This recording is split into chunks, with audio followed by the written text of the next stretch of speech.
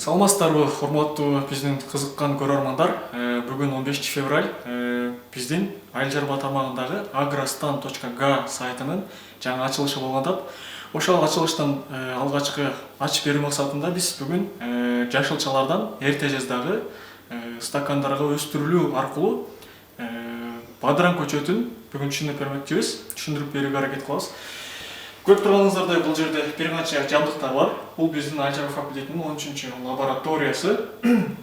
Бул жерде бир канча стакандар, жөнөкөй стакандын өзү, торф деген топурак жана шандиния гибрид урugу.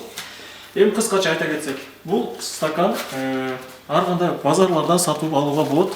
Бул түбү тешик, аба өтүп, суулар алып төмөнгө алып туруш үчүн. Бул бир данасы 50 тыйын. Мындайча айтканда арзан эле акчага алсаңыздар болот. Бул топурак болсо торф деп аталат. Бул суулардын түбүндөгү чириндилердин бир канча жылдар бою топтолуусунун натыйжасында топтолот. Буну 1 килограммын 35 сомго сатып алсаңыздар болот.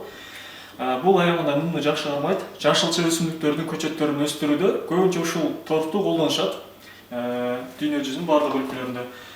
Эми шандиния уругун айтып турган болсок, шандиния бул партенокарпикалык гибрид болуп саналат. Көрүп турганыңыздардай, бул гибрид деген билесиздер, биринчи жыл аябай жогорку түшүм берүүчү уруктар болуп саналат, үрөөндөр. Партенокарпикалык деген болсо, бул эч кандай курт кумурсканын жардамысыз, арысыз өзү менен өзү чаңдашып мөмө берет деген түшүнүккө келет. Эми биз бул жерден бир сиздерге кыскача түшүнүп берели. Кандай эрте жазда бадыранды өткүзүү болот ушундай комнаталык температурада. Мисалы, биринчи торф менен стаканды толтурабыз. Аябай жогору толтурбайбыз, албетте, чтоб суулар дагы бир аз агып туруш керек. Анан моюна чейин бир аз ныктайбыз, себеби дегенде суу куюлганда уруктар ачылып калышы мүмкүн, же болбосо көчөттүн тамыры кийинчерээк ачылып калышы мүмкүн. Салдык, түбү тешик. Эми буну атайын нымдуулугуна жараша, болот, нымдуулугу 25% болуш керек. 25% нымдуулук, 25% аба, калган 50% органикалык жана минералдык заттар менен толтурулуш керек. Эми бул жерде биз атайын бул уруктар магниттен өткөрүлгөн. Бул уруктарды ар бири бир данасы 1 сом 40 тыйынга туура келет. Кээ бир орзу деген гибрид уруктар бар, алар 4 сомго чейин болот бир данасы.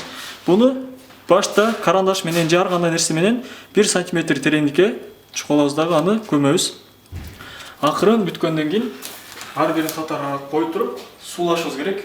Суулаганда бул нымдуулук келет дагы өсүмдүк 12 градустан 40 градуска чейин бир айдын ичинде, кечиресиздер, бир жуманын ичинде өнүп чыгууга күчү жетет. Даже канча жылуу болгон сайын ошончо эртерээк өнөт. Буюрса бир жумадан кийин мындай результатын көрөбүз. Саламатта болуңуздар, чоң рахмат.